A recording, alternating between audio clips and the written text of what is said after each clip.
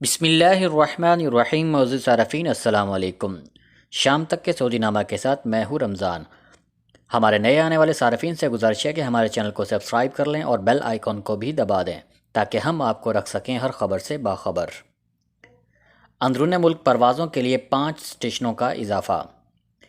محکمہ شہر ہوابازی نے اندرون ملک پروازوں کے لیے مزید 5 اسٹیشنوں کو شامل کیا ہے۔ سبق ویب سائٹ کے مطابق محکمہ نے کہا ہے کہ اندرون ملک جن اسٹیشنوں کو شامل کیا گیا ہے ان میں شرورہ، بیشہ، طائف، یمبو اور کسومیہ شامل ہیں۔ محکمہ نے بتایا ہے کہ اندرون ملک پروازوں کی اجازت ملنے کے بعد مرحلہ وار اسٹیشنوں کی تعداد بڑھا رہے ہیں۔ مسافر اور عملے کی سلامتی کے لیے تمام ہوائی اڈوں اور طیاروں میں حفاظتی تدابیر پر سختی سے عمل کیا جا رہا ہے۔ وزارت صحت کے تعاون سے تمام ہوائی کمپنیوں کو طے شدہ ضابط پر عمل درآمد کروایا جا رہا ہے۔ ہماری کوشش ہے کہ فضائی سفر انتہائی محفوظ ہو۔ سیکیورٹی اہلکاروں کی جیکٹ میں رقص کرنے پر لڑکی گرفتار۔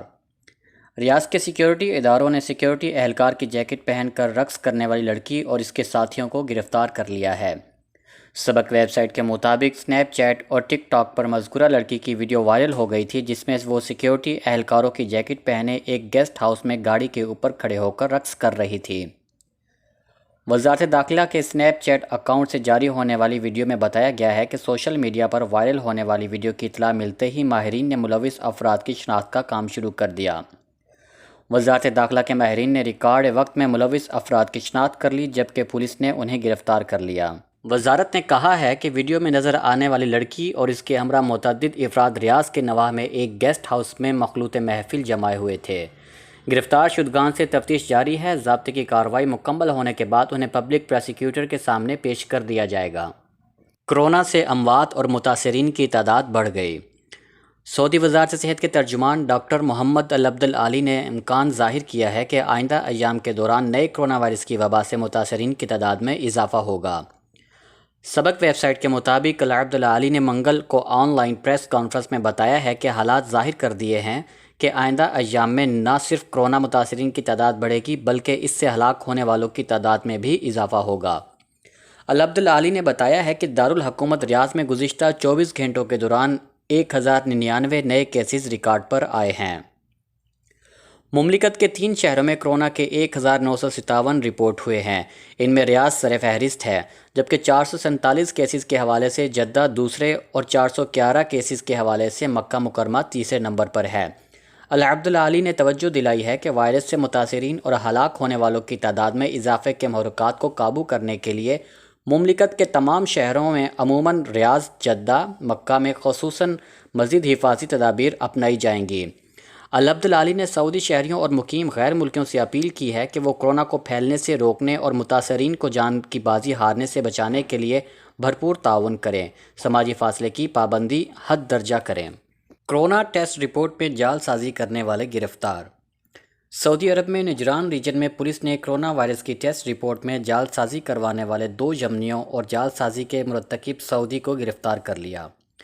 سعودی خبر رساں ایجنسی SPA کے مطابق نجران ریجن کے پولیس ترجمان میجر عبداللہ الاشوی نے بتایا کہ پولیس کو اطلاع ملی تھی کہ ریجن میں 2 یمنی جن کا کورونا وائرس ٹیسٹ پازیٹیو تھا انہیں رشوت دے کر اپنا ٹیسٹ نیگیٹو کروا لیا ہے۔ اطلاع ملنے پر پولیس نے تحقیقات کر کے ملزمان کو گرفتار کر لیا۔ ملزمان سے تحقیقات کے دوران اس بات کا انکشاف ہوا ہے کہ انہوں نے ایک سعودی کے ساتھ مل کر نیگیٹو کورونا ٹیسٹ کی رپورٹ تیار کروائی تھی جس کے عوض انہوں نے رشوت بھی دی تھی۔ پولیس نے تحقیقات کی روشنی میں جعلی رپورٹ بنانے میں معاونت کرنے پر سعودی کو بھی حراست میں لے لیا۔ اس سے مزید تحقیقات جاری ہے۔ ریجنل پولیس ترجمان کا کہنا ہے کہ دونوں یمنیوں اور جعلی رپورٹ بنانے میں ملوث سعودی کے خلاف جعل سازی کا کیس دائر کر دیا گیا ہے۔ ملزمان کو پروسیکیوشن کے ادارے کے حوالے کیا جائے گا جہاں سے ان کے خلاف مقدمہ دائر کر کے چالان عدالت میں پیش کیا جائے گا۔ کرفیو پاس ایپلیکیشن کی خدمات میں اضافہ۔ کرفیو پاس جاری کرنے والی ایپلیکیشن توکلنا میں نئی خدمات کا اضافہ کیا گیا ہے۔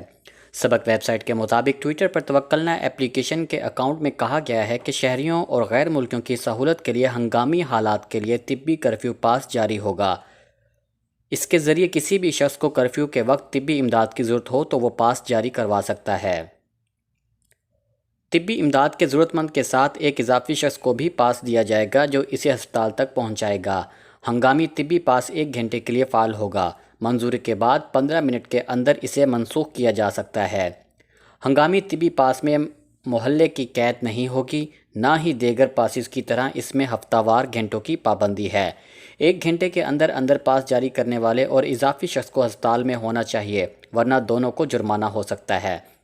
طبی امداد حاصل کرنے کے بعد دونوں افراد گھر واپسی کے لیے ہسپتال سے پاس جاری کرا سکتا ہے۔ طالب علم اپنا پاس جاری کرنے کے ساتھ امتحان گاہ تک پہنچانے کے لیے کسی اور شخص کے لیے بھی پاس جاری کروا سکتا ہے۔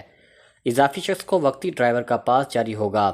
پاس کی مدت امتحان میں لگنے والے وقت کے اندازے کے مطابق طے کی جائے گی۔ سعودی قبائلی سربراہ کا یمنی قاتل گرفتار۔ سعودی عرب کے اسیر ریجن میں معمر سعودی کے یمنی قاتل کو واردات کے بعد ریکارڈ وقت میں گرفتار کر لیا گیا۔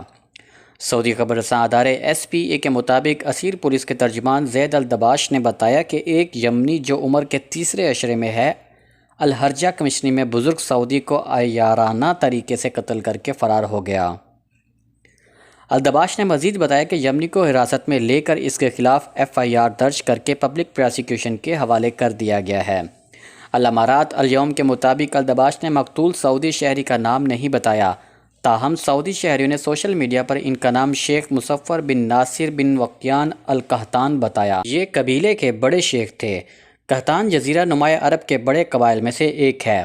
قبائل شریف قحطان فورم کا کہنا ہے کہ اسیر کے الحرجہ کمشنری میں قبیلہ قحطان کی اہم شخصیت شیخ مظفر بن ناصر بن وقیان کو قتل کر دیا گیا تھا۔ فورم نے ٹویٹر پر اطلاع دی کہ شیخ مظفر کی تدفین اہم حفاظتی انتظامات کے تحت کی جائے گی۔ سوشل میڈیا پر شیخ مظفر کے قتل کی خبر جنگل کی آگ کی طرح پھیل گئی۔ مقامی ذرائع کا کہنا ہے کہ شیخ مظفر کا قاتل ان کا باورچی ہے۔ قحطان قبیلے کی ویب سائٹ پر اطلاع دی گئی کہ شیخ مظفر کے قاتل کو عقبتہ ضلع کی زیر تحصیل مرکز سے مریا سے گرفتار کر لیا گیا ہے۔ شیخ مظفر کو سعودی عرب ہی نہیں بلکہ خلیج کے تمام ممالک میں قحطانی قبیلے کے ممتاز سردار کے طور پر پہچانا جاتا تھا۔ وہ فلاحی سرگرمیوں کے حوالے سے بھی مشہور تھے۔ ان کی وفات کے بعد ٹویٹر پر صارفین نے وفائے الشیخ مظفر الوقیان ہیش ٹیگ جاری کیا ہے۔ کرونا سے کیسے بچ سکتے ہیں؟ سعودی وزارت صحت نے مقامی شہریوں اور مقیم غیر ملکیوں کو تنبیہ کی ہے کہ روزمرہ کے 8 معمولات ایسے ہیں جن سے کرونا وائرس لگ سکتا ہے، ان سے پرہیز کیا جائے۔ العربیہ نیٹ کے مطابق وزارت صحت نے عوام کو نئے کرونا وائرس کی وبا سے بچانے کے لیے ایک ویڈیو کلپ جاری کیا ہے جس میں بتایا گیا ہے کہ کون سے 8 معمولات ایسے ہیں جو کرونا وائرس لگنے کا باعث بن سکتے ہیں۔ ماں باپ یا بوڑھوں کا ہاتھ چومنا ان کی صحت کے لیے پرخطر ہوگا، اس سے پرہیز کیا جائے، اس کی بجائے دور سے سلام کرنا زیادہ مناسب ہوگا۔ ایک دوسرے کے پہلو با پہلو کھڑے ہو کر نماز پڑھنے سے کرونا وائرس لگ سکتا ہے۔ بہتر ہوگا کہ ہر شخص اپنی جائے نماز پر 2 میٹر کا فاصلہ قائم کر کے نماز ادا کرے۔ حفاظتی ماسک دوبارہ استعمال کرنے سے قبل اسے نہ دھونا وائرس لگنے کا باعث بن سکتا ہے۔ کرنسی نوٹ کا لین دین بھی وائرس سے دوچار کر سکتا ہے۔ بہتر ہوگا اس کی بجائے آن لائن ادائیگی پر انحصار کیا جائے۔ گھروں سے ماسک پہنے بغیر نکلنا نہایت ہی پرخطر عمل ہے۔ ماسک کی پابندی نہ کرنے سے وائرس لگنے کا بڑا خطرہ رہتا ہے۔ دفاتر میں رفقائے کار سے مصافحہ کرنا وائرس کی منتقلی کا سبب بن سکتا ہے۔ مصافحے سے پرہیز کیا جائے۔ بازاروں میں سبزیوں کو چھونا پرخطر عمل ہے۔ گاہک کو جو سبزی یا سامان درکار ہو بس اس کو دستانے سے چھونے پر اکتفا کیا جائے۔ مارکیٹنگ کے دوران گاہکوں اور عملے کا ایک دوسرے سے قریب ہونا نہایت ہی خطرناک ہے۔ ضروری ہے کہ ہر گاہک دوسرے گاہک سے اور تجارتی مرکز کے کارکن سے 2 میٹر کے فاصلے پر معاملات کرے۔ شام تک کے سعودی نامہ کے ساتھ ہمیں اجازت دیجیے۔ اللہ تعالیٰ سے دعا ہے کہ اللہ تعالیٰ ہم سب کو اپنے حفظ و امان میں رکھے۔ اللہ تعالیٰ ہم سب کا حامی و ناصر ہو۔ السلام علیکم ورحمۃ اللہ وبرکاتہ۔